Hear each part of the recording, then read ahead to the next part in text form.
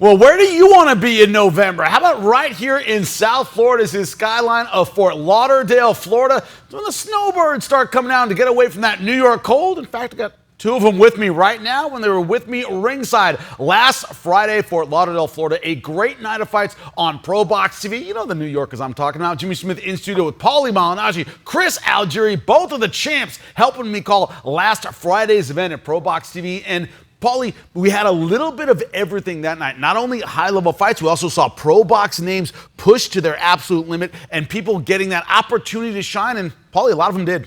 Yeah, a lot of them did. You know, with ProBox, you get accustomed to the great matchups and the competitive fights and, you know, good fighters and great fights, fit the whole 50-50 thing. And I think people have grown accustomed to it and come to expect it. And so we love to deliver that kind of thing. But I also see that ProBox also at times you get guys that start to sparkle just a little better than the rest. And they start to move into, you know, a bigger deal. And you saw last week guys like Erdenebat and Veron sort of look like guys who should be fighting for championships. They may be outgrowing the ProBox brand, which is obviously a tough brand to get by, but it is one that gets you ready for that championship level.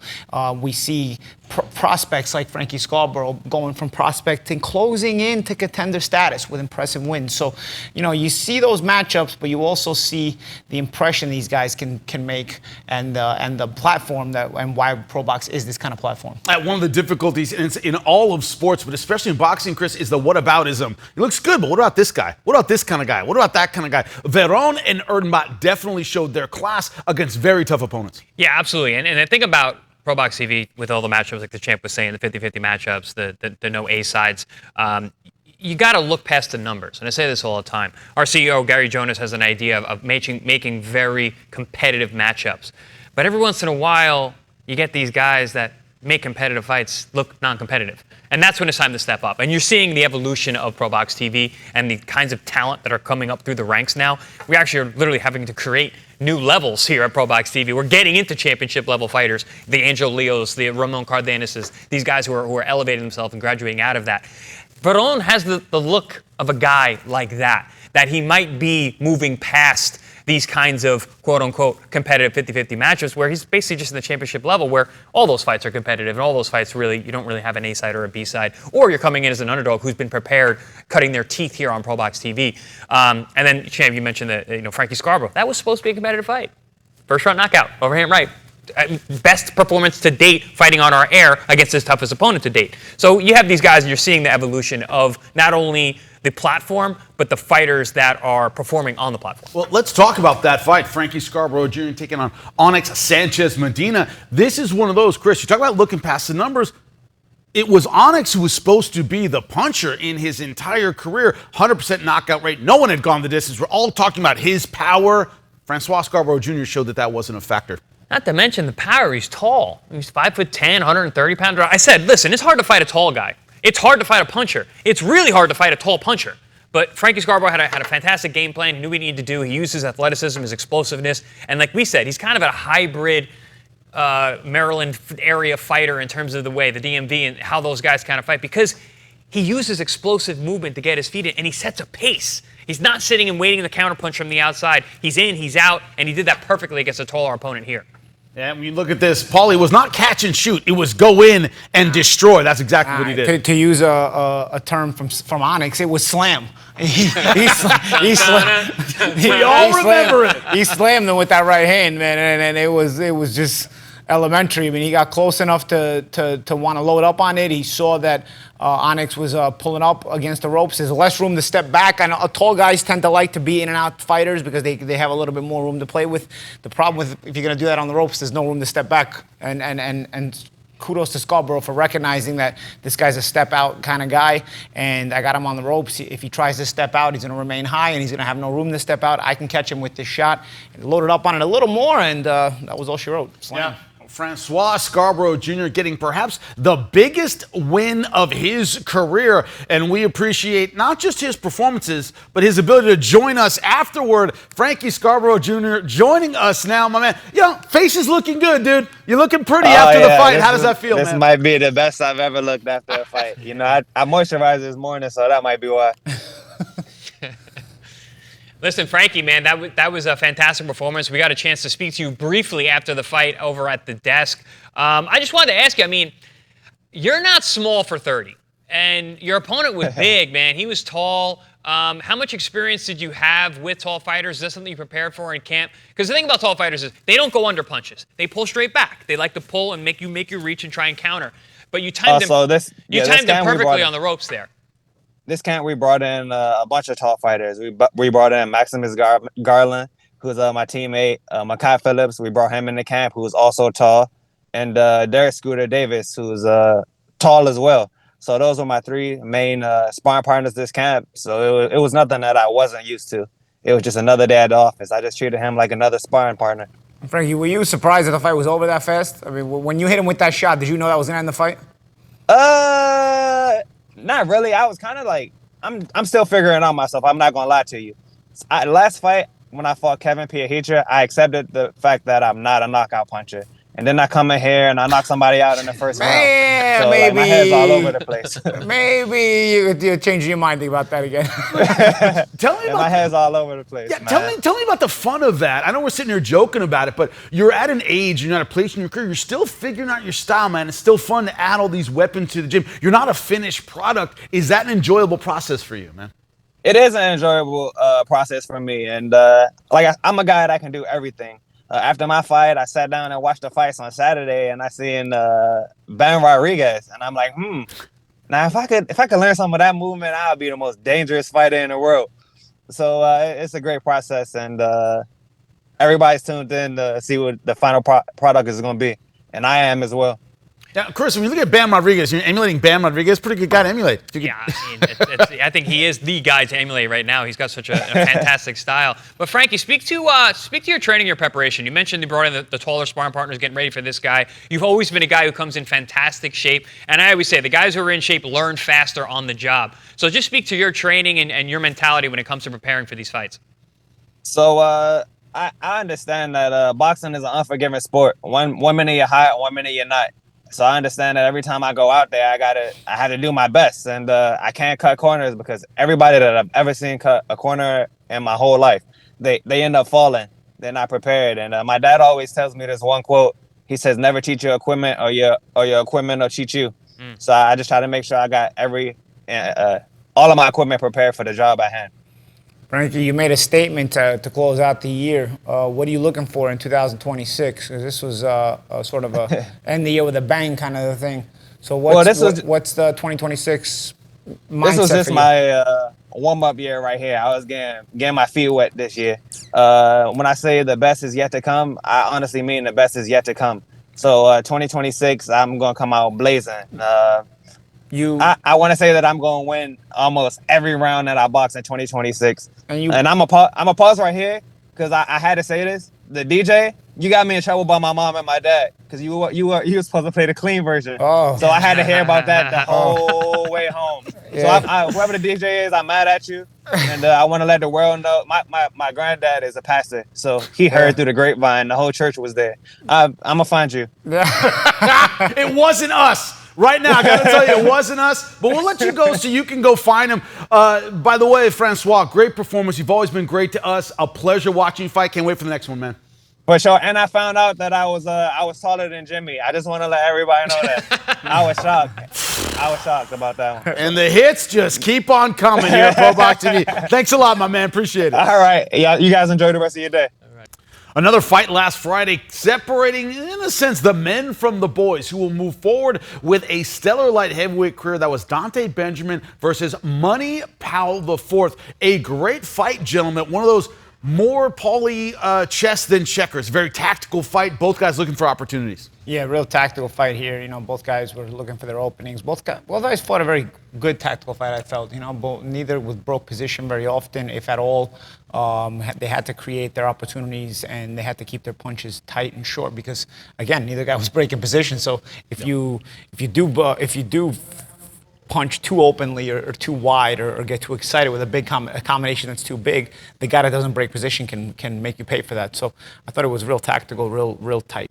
That's what we expected, Chris, from two high-level amateurs who were getting about that, 15-fight era of their pro career. They fought very, very well. Very disciplined fight by both of them. Yeah, super high level, very, very tactical. You see the amateur pedigree of both these fighters, and also how much was on the line. Not our typical all-action 50-50 fight, but still a very tactical 50-50 fight where we get to see skills on display. I like fights like this. I know a lot of people have critiques of fights like this. It's like, it wasn't that much action. But if you really watch and know what you're looking at, there was actually a ton of back-and-forth competitive competition. So good fight. Still edge of your seat because the rounds were so close. It can be stolen at any given point, Yeah, and when you look at the highlights of this fight, what's going to stand out to you is what Paulie said about positioning. Everybody had their feet in the right place, no defensive lapses by either fighter. But one of the senses we got is whoever was going to walk away with this fight with an L is going to go, could I have done a little bit more, Paulie? That was part of the tension throughout the fight. Yeah, it felt like no one really grabbed the bull by the horns, and I think that's something both guys, if they try to keep moving up the ladder, are going to have to learn to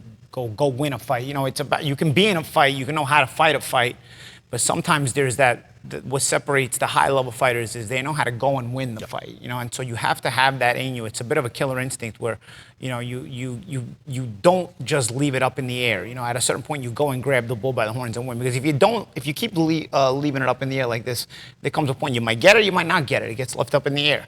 So knowing how to go and take the fight, knowing how to go and win the fight, and that doesn't necessarily mean getting a knockout. It could, but it doesn't necessarily mean that. It means just going to take control of the fight and showing that you own it and it's yours to win. Now, Chris, one of the things we kept seeing, you'll see it in the highlights here, and it really shone when we were there live. Dante Benjamin landed the impactful shots, the bigger punches. That's what led to his decision victory. Yeah, classy stuff by both guys back and forth. I think a lot of the stuff that Money Powell IV was doing was, you had to really be looking. It was very nuanced. It was sneaky. Dante Benjamin landed the bigger punches. It looked like he controlled the center of the ring more often. And really, for me, it was the last round charge. He had a very good last round. I think that sealed it for me, and also the judges. But two judges had it 77-75, so that last round was on the line. The fight was on the line in that last round, and I felt that Dante Benjamin had more in the gas tank and went for it, as you said, Champ. He went for it a little bit more, and that's what earned him the victory ultimately. Well, you learn a lot from every fight you're in, but the close ones, the tactical ones, the difficult ones is when it becomes a game of inches, and you learn a lot. Well, Dante Benjamin joining us now. Thank you so much for making time for us, man. Is that how you saw the fight as well? We saw it as a very close, tactical fight, can't make any mistakes. Is that how it felt when you were in it? Yeah, it felt like a tactical fight when I was in there. It was just like he a good fighter, a good prospect, had a good amateur background, and you could tell he had knowledge of the boxing game. It just felt like, if you make the certain mistakes that you will pay for it. So it's about necessarily being cautious. Every fight not going to be pretty. Every fight not going to be 800 punches. Some fights are going to be a little slower, just controlling it and keeping him out of his groove and sticking to my game plan. Yeah, Dante, congratulations. That was a good win. I've actually called Money Powell IV before in the fight against Sean McCalman, and he actually looked better when he fought you. I think moving up in weight, he was more comfortable at that weight class. He threw more punches, but you look like you were really prepared for that. How did you feel mentally after that fight? Because I know I've been in tactical fights like that. My brain was tired because you guys were really thinking back and forth. That was high-level chess. How did you feel after the fight? After the fight, I felt good. It felt good to have my family and friends telling me that they were proud of me, that it looked like I was patient, and they could tell I was thinking, and they could tell, that I'm getting better as I go on. Mm-hmm. So it felt good after the fight, and then even rewatching the fight, it felt good, but it's still a lot of stuff that I feel like I could work on too. What are some of the things in particular you want to work on that you saw in this fight? Some of the things you want to improve on? Personally, I feel like I was controlling my distance good, but I think more so when I'm turning, I can let more jabs go, more combinations go. It was a couple times that I seen him fold up, and I jabbed, and instead of following with a punch, I stopped myself from throwing a punch. So just let my hands go more, and just even punching with when it's just using more feints and working off the feints too, so, not feinting for no reason, but if I feint to freeze them, catch them with a combination, and then turn and jab. And I need a lot more body work. Yes. Honestly. So filling in the empty spots, essentially, filling in those dead spots with some activity, be it feinting or even punching. Mm-hmm. Dante, I'm glad you mentioned the body punches. I was going to jump in and say that. When you watched it back, did you see opportunities where you could have pulled the trigger on some of those body shots? I've seen a lot of opportunities, but like in the ring, it kind of looked different from really watching the Of fight. course. So I'm glad I got the experience and I know what to do moving forward. What surprised you most about his style? He came in shape, ready to go, as Chris said, moving up in weight class. But his defense was really sound. He had nice, good head movement. I didn't sit there and go, man, there are a lot of opportunities here for Dante Benjamin. It was one of those fights where he didn't make a lot of mistakes. Did that surprise you? Yeah, that surprised me. And honestly, you couldn't tell like that his last professional fight, his last 8-round professional fight was a year or two ago. It didn't look like he had any ring rust in there, so that kind of surprised me too. Your thoughts moving forward, of course, a good end to 2025. I know you're going to enjoy your Thanksgiving holiday, all the festivities. But starting 2026, man, what are your goals moving forward after this fight? Just to keep moving up in the ranks, keep getting better, and keep working hard and keep getting closer to my goal and get my name out there more. Dante, it's always a pleasure watching you fight, man. Can't wait for the next one. Thank you so much for giving us your time post-fight. No problem. Thank you for having me. This Saturday, November 29th at 7 p.m., ProBox TV is back in Fresno. World-ranked Justin Paldo collides with Colombian strongman Nike Theron in a sensational main event.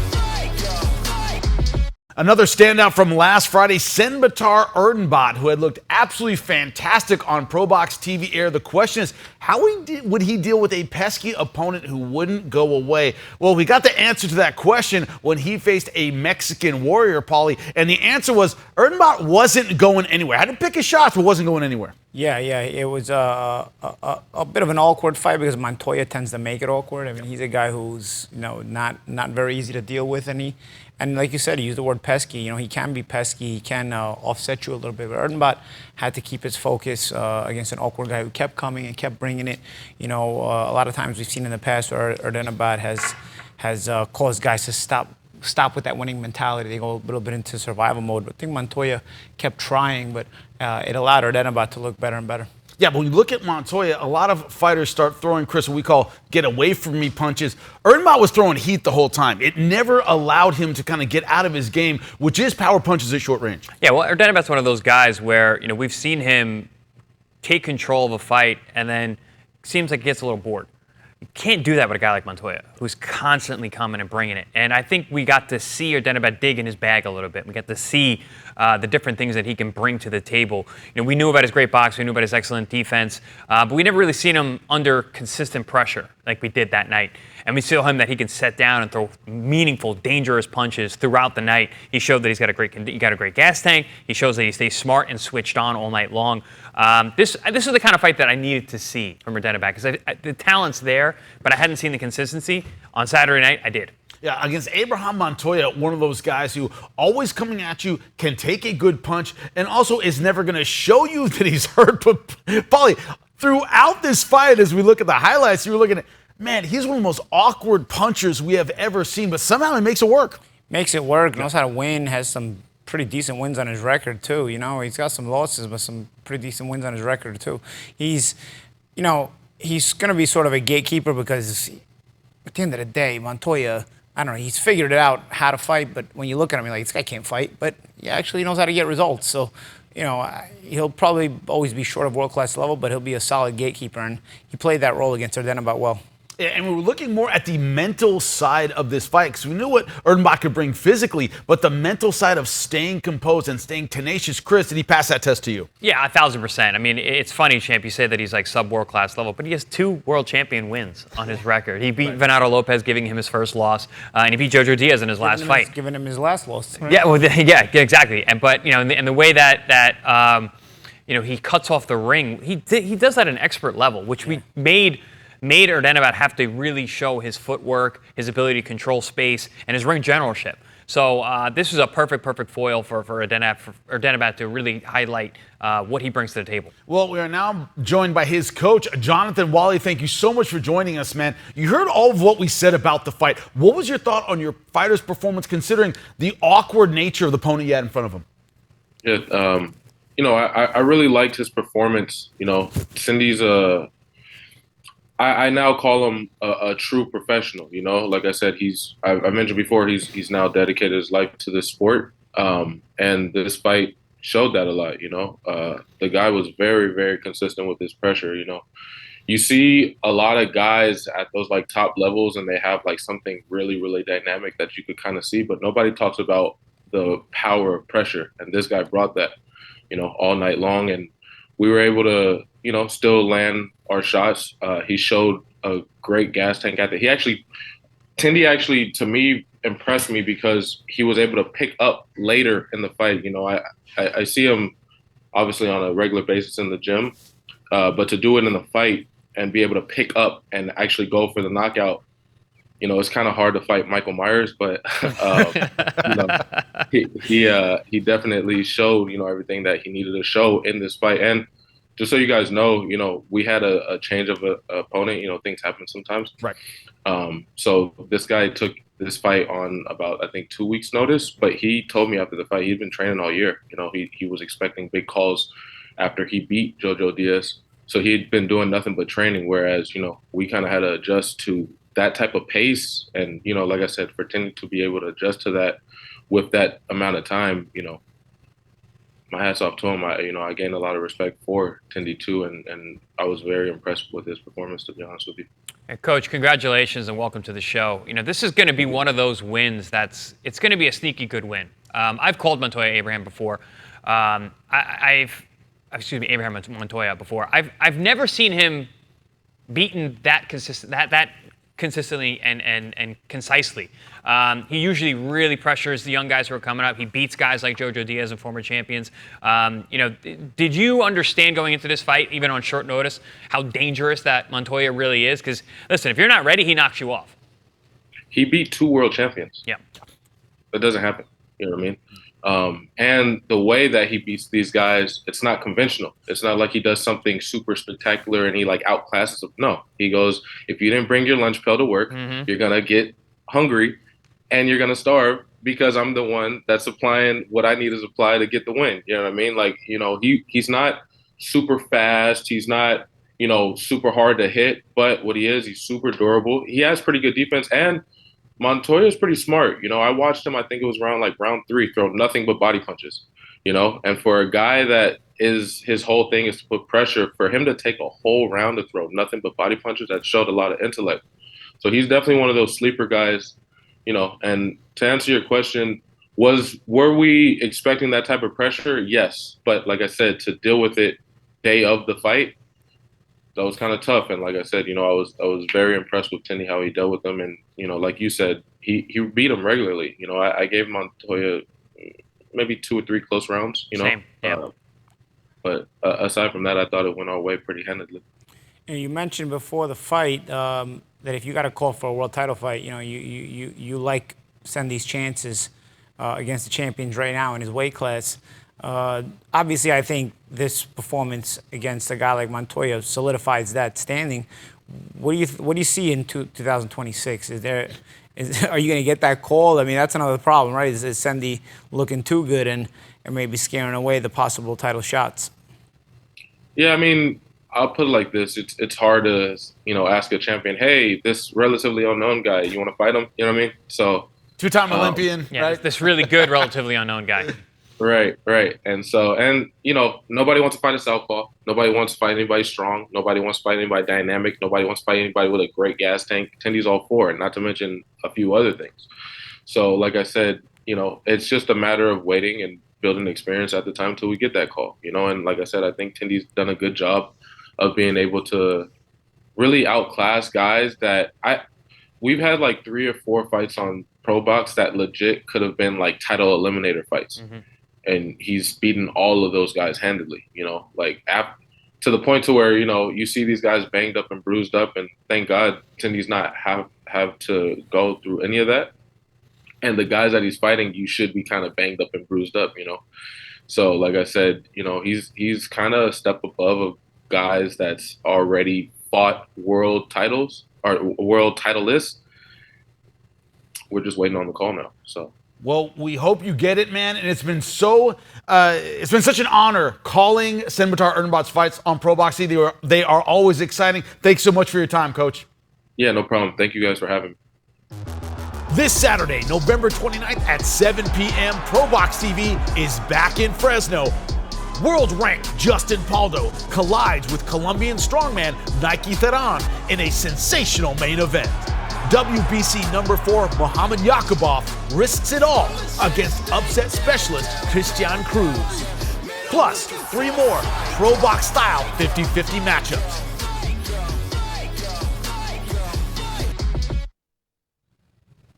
Well, we know Thanksgiving is all about leftovers and football, but Saturday after Thanksgiving, we have a great show from the Save Mart Center in Fresno, California. The return of Justin Paldo. It's going to be an outstanding night of fights once again. But last Friday, we had the same thing here in Fort Lauderdale, Florida. It all culminated with a main event pitting Argentina versus Colombia. We all knew about Francisco Veron and his ability. We saw that against Vlad Hernandez, but Royman Villa, no easy test. He had fought some of the best in the world at 147 pounds. And Chris, I know you're part Argentine. It's tough for you to stay neutral in fights like this, but you have to admit Veron was coming into a tough fight, and boy, did he shine. I mean, I don't really need to be neutral. The man was dominant. he looked really, really good against a dangerous opponent. Roman Villa is a guy. He's a puncher, and he was still a puncher that night. He believes in his power. He was looking to land that big shot, but Veron just did not give him any room to succeed. He attacked him immediately, set a torrid pace, and he kept it the entire night. His conditioning was fantastic. His battery seemed endless, and he had a great game plan. He was switching sides. He was fluid. He was mixing his offense and his defense beautifully. I mean, a fantastic performance, world-class level performance, in fact. Yeah, when you look at it, Paulie, we talk about it all the time in combat sports, being in the zone. It seems like everything works. Nothing can miss. You see your opponent's offense coming a mile away. It looked like Francisco Veron in the zone that night. Yeah, he reacted well. He led well. He countered well. I think there was a problem with Villa not using the jab, though. I think if Villa would have used the jab a little bit, it would have at least maybe given Veron something to think about. You know, when you prepare exactly for what you're going to see and then it comes out exactly the way you expected. I mean, I think Villa showed up exactly the way Veron prepared to expect him to expect to see him, and that's why Veron had all the answers constantly. But I think a big part of that was Villa not using any deception, trying to close the gap. At times he landed a couple of good shots, as you saw there, but I think he could have done a better job if he would have been a bit more deceptive. He's trying to force your way in against a world-class guy like Veron, who has a jab, has combination punching, and also all his sidesteps, all his defensive moves were followed with an attacking counter as well, and that's easier to do when you don't use a jab to offset your opponent. So for Veron, it's easier to see the power shots Villa's trying to throw if they're not disguised. So it made for a perfect situation for him.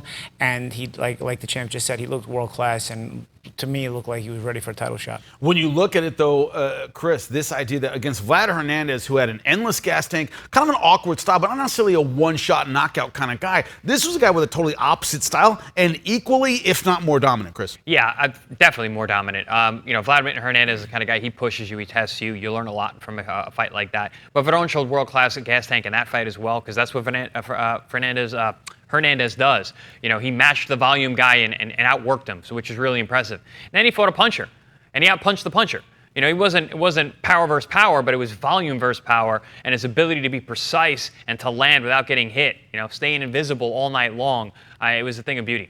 Well, Francisco Veron is joining us now. Also, Ricardo Celis, our own Ricardo Celis, to do the translation and help us out. First, I'm going to ask you, how does it feel post-fight, man? It seemed like everything went your way the night of the fight itself. How are you feeling today? Hola Francisco, te quiere preguntar Jimmy, ¿cómo te sientes el día de hoy, ya después de la pelea, de esa gran actuación que tuviste en contra de Royman Villa? Bien, me siento bien, relajado ya, porque siempre dentro de una pelea, viste, uno está pensando en la pelea, pensando cómo entrar, cómo salir, qué mano esquivar. Y bueno, después de la pelea uno se relaja, así estoy. He feels really good, he really relaxed after the fight. He's always thinking about the fight, but now he feels really good and really relaxed, Jimmy.